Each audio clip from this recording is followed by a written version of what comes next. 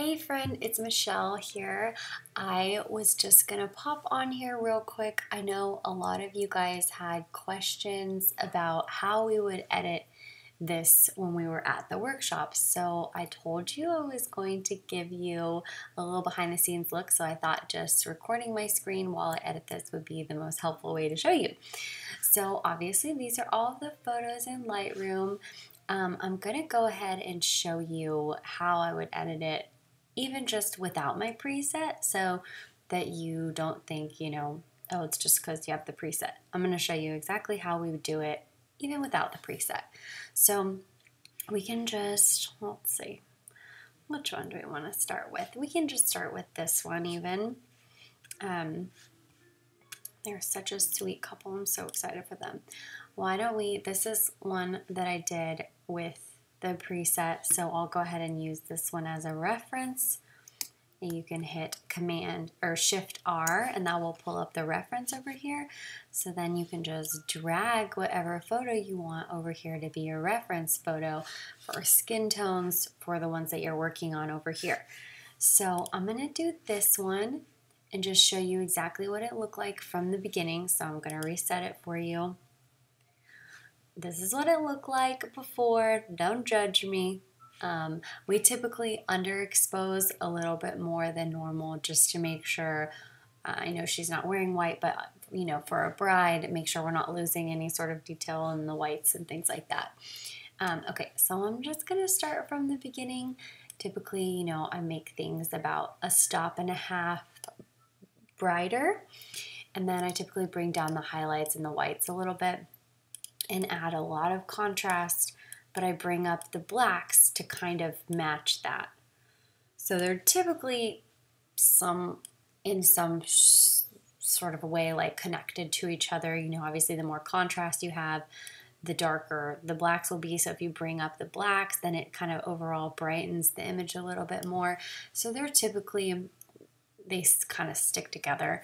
Occasionally we'll have an image that's really dark and we'll bump it up a little bit more, but for this one, especially with it being overcast, I'll keep it like this. We shoot on the Mark IV.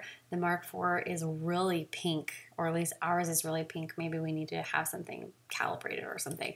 So I typically will go in and change just the color temperature. I usually don't mess with the pink and the greens too much just because they are really touchy. But like I said, since we know that our cameras are a little bit on the pinker side, we're definitely going to adjust for that. And sometimes we adjust for it in camera with the slight color shift that you can make on the back of the camera. But for now, I'll just show you in here. So see how like this is kind of maybe getting a little bit dark for my taste. So I'll kind of take that down. And then I don't really mess with the tone curve, don't really mess with much else. I mean, if it's a really hazy day, you can do the dehaze a little bit and it gives it even more of a pop.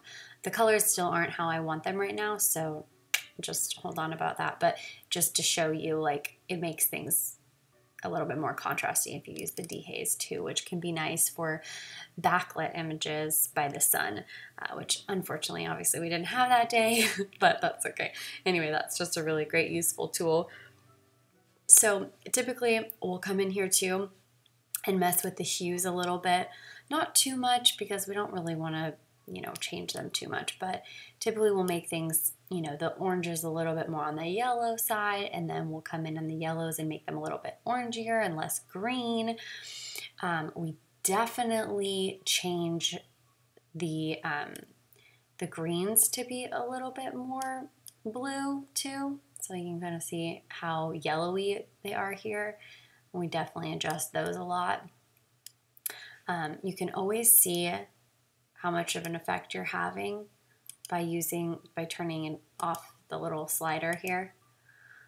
So I always feel like that's helpful because sometimes when you're editing, you just kind of get into a hole and you're just going without realizing how far you've come from. So sometimes it's nice to kind of know where you're at. So we typically bring down the green saturation a little bit more too, just so it's not so intense. We always kind of want to keep the focus on the couple. And even now, like looking, this one's maybe a little bit pinker, so maybe I went a little bit too much the other direction. But obviously you can play with that. I know there's a ton of people that will desaturate the greens even more and things like that. And for us, we just want to try to keep it as natural as possible. I might even like bring the yellows down a little bit. Like you can see how big of an impact that makes just adjusting the yellows. So for us, our style is very warm, so I'm going to keep the yellows in there a little bit, but that's just to give you an idea of like, oh wow, look how quickly that can change, you know. And same is true for the orange, but you just got to watch out for the orange because a lot of times that's their skin that you're affecting, and you know, we want them to look like they did in real life. So I don't typically mess with that too much, but occasionally if you have like a really red dress, and come in here and adjust the saturation a little bit. Same with the luminance, you know, if you want the background to just be a little bit brighter and not be so much of like a dark green look, you can brighten that as well. Same with like the yellows and things like that. I see like how much of an impact it makes on her face. Anyway, it's always good to just kind of like play with that stuff if you aren't too familiar with it. So it looks pretty similar. There's a couple of things that are in our presets too, like always enabling the profile correction. I don't know if you could see that in this corner here. I'll do it again. But it definitely helps with the natural vignette that is on the lens. So we always have that set up. And then in here, we always do the defringe at about 5, which is not super relevant for this photo, but just so you know, it's really helpful for when you have photos where there's just a lot of contrast between, like there's probably some a little bit here. Let's see, let's turn this off. Yeah, see this green line between his hair and the sky? That's what this is fixing. So a lot of times it's most noticeable in the purples, which is what you don't really see too much of here, but you definitely see that green. So we always kind of have it about 5 or 6. That way it just kind of takes that little edge off and just makes things look a little bit cleaner and more professional. So that's definitely one of our favorite tools in Lightroom. And then other than that, we really don't mess with too much else. You know, we don't add grain to our photos or anything. So that's pretty basic. And then, you know, obviously once you have that, you can go in and sync everything else. If you're not using the reference photo, I highly recommend it. It's super helpful to just have a guideline, you know, because now that we have this one edited, you know, if we wanted to come in and edit this one, we could even use the one we just did as a guide. And then we have, you know, a starting point. Man, these balloons were really rough for us. But they're a really sweet couple. So anyway, I hope that that was helpful. Maybe I'll do one more down here just in case you guys are super interested, because obviously you saw this was this couple. Let's do one more with the other sweet family that we had. If it'll load, things are being a little slow over here. Okay, yeah, so this is the other family, so I'll just do one here too so you guys can see, because I know things were a little bit different here. Things were starting to get really dark, and it was making it, you know, it's always hard when it's overcast, and then once it starts getting darker, it's a little bit of a struggle. So let's see. Maybe we'll do one of these first ones that were kind of in by this black hole here. Which was, you know, my mistake. I definitely should have scooched them over a little bit, which I kind of did later, but anyway. So I will work on this one for you guys. So I'll do the same thing here. I'll hit Shift R at the same time, and that will pop up with this reference window. I'll go ahead and just put a photo there for now. I mean, obviously, if you're working on the first one, you don't have a frame of reference, so, you know, you can just do the first one first, but this way we kind of give you an idea. So I'll go ahead and do the same thing here. I'll reset this one. This is what it looked like beforehand, pretty dark and dreary. So we definitely don't want to end up delivering that. I'm not going to use our preset. These are like our presets that we typically use. So I'll come over here and just do it all like freehand for you.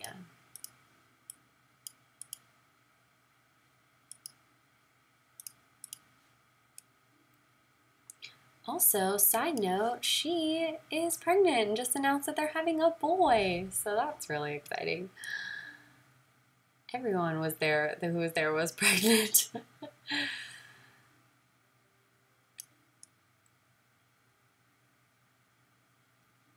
So you can see like how warm I typically keep things.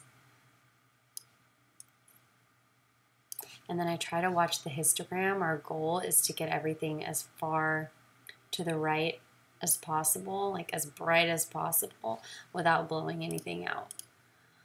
And especially on overcast days, we tend to bring things back a lot because we're trying to bring everything in their face to the same kind of level of everything else. So we just want those highlights and whites to come down as much as possible.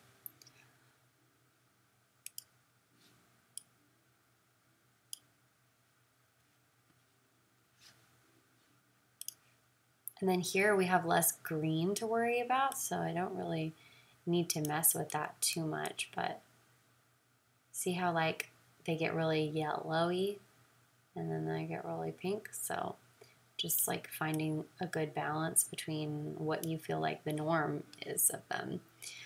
So I would maybe even say like a little bit warmer.